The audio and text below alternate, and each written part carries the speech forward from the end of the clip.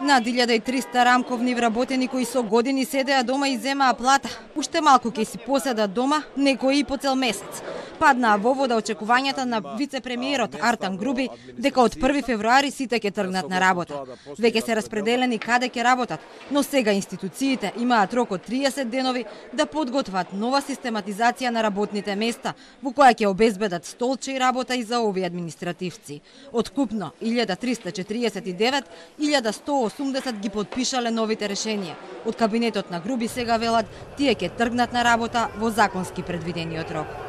26 од административните службеници одбија да ги потпишат новите решенија за вработување.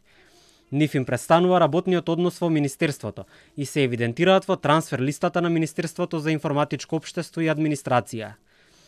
Во законскиот рок Министерството за политички систем ќе ги распредели решенијата на уште 135 административни службеници, кои воопшто не се појавиле. Рамковните вработени се прераспределени во 237 институции. Најмногу ќе завршат во МВР 143, 92 во управата за јавни приходи, по 74 во царината и државното правобранителство. Има и во инспекторатите.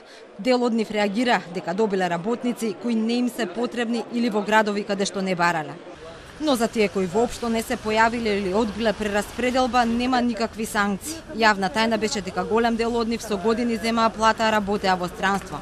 Законот предвидува 2000 евра казна само за институцијата која ќе одбие да ги прими.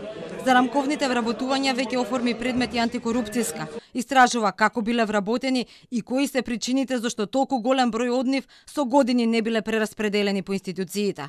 А за 13 години, додека се чекаше нивната прераспределба, доскорешниот секретаријат за спроведување на рамковниот потроши од буџетот околу 100 милиони евра, од кои најголем дел за плати.